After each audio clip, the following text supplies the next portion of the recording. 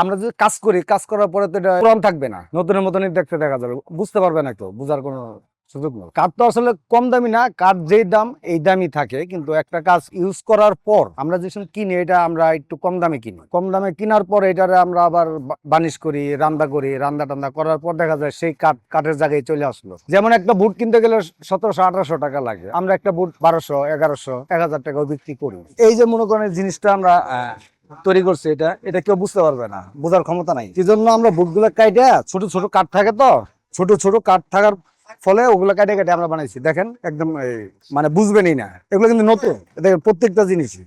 এই বক্সটা মনে করেন আপনার ভালো একটা শোরুম থেকে কিনতে গেলে আপনার 2500-3000 টাকা নিবে, আমরা এটা 1500 টাকা বেচতেছি। আমাদের এমনও কাস্টমার আছে, আর 10 বছর আগের কাস্টমার আছে, তারা রেগুলার আইসা কোনো কিছু লাগলেই, বাসায় একটা টি টেবিল লাগবে ভাই এটা বানিয়ে দেন, এরকম 10 বছর আগের কাস্টমারও আছে। কাছের ভিতরে দেখেন এই যে কাজগুলা, এই যে গ্লাসগুলো আমরা অনেক সময় এটা ভেঙে গেছে তো, এটা আমরা কাজে লাগাইতে পারবো। যেমন এটা টি টেবিল বানাবো, কাইটা এনে সুন্দর করে সেটিং করে দেবো, আপনি বুঝবেনই না সেই নতুন। এই কাঠগুলো যেমন বাটাম হিসাবে অনেকেই ব্যবহার করছে, এগুলা এই কাঠগুলো এই যে যেমন কাঠটা, এটা আমরা পায়া হিসাবে ব্যবহার করতে পারবো, এটা রান্না টান্না দেওয়ার পরে কিন্তু এটা ফ্রেশ হয়ে যাবে। এটা সামর্থ্য না, আসলেও এটা চয়েসের ব্যাপার, তো জিনিসটা যদি সুন্দর হয় সবাই আসবে, এটা প্রেজেন্টেশন করাটা হচ্ছে মূল।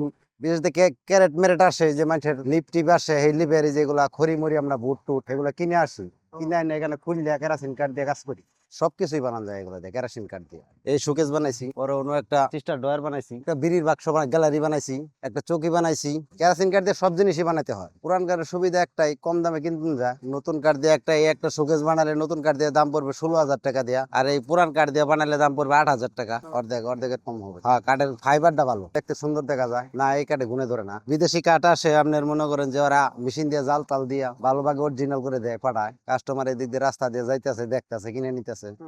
আপনার কেরাসিন কাঠ দিয়ে তো সবকিছু চলে, যে কোনো জিনিস, খাট, শোকেস, ড্রেসিং টেবিল, ক্যাবিনেট যা বানান যায়। এই যে নকশা করছি, নকশাটি সুন্দর দেখা যাচ্ছে, এই নকশাতে কেরাসিন আবার প্লেনও আছে।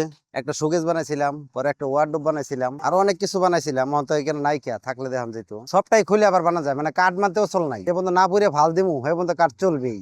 এটা একটা বোর্ডের দরজা আছে একটা অফিসের, এই দরজাটা আমরা খুলে আনছি, খুলে আইনা আবার পাবলিকের কাছে বেচবো, পাবলিকে নিয়ে আবার আরেক জায়গায় নাগাবে। এই যে একটা দরজা আছে বুডের, এই একটা আছে বুডের, এটি আবার একটু পরিষ্কার করে আবার আরেকজনের কাছে বেচবো, হ্যাঁ নিয়ে নাগাবে। সেকেন্ড হ্যান্ড জিনিস, বিদেশি জিনিস, ওটা বুডের নারকি বাদ হয় না, ওটা আপনার বেচে আলায় 400 টাকা মন, চিরা মিরা। বুটটার দাম বেশি, কাঠটার দামই বেশি, আমরা কেজি ধরে বেশি, সেফটি বেশি না, 60 টাকা 70 টাকা কেজি বেশি, এনে কাঠের চাহিদাটা বেশি। এটা একটা পুরান জিনিস কিনে নিয়েছি, বুট দিয়ে বানাইয়া, কাঠের যে কোনো জিনিস পাইলে।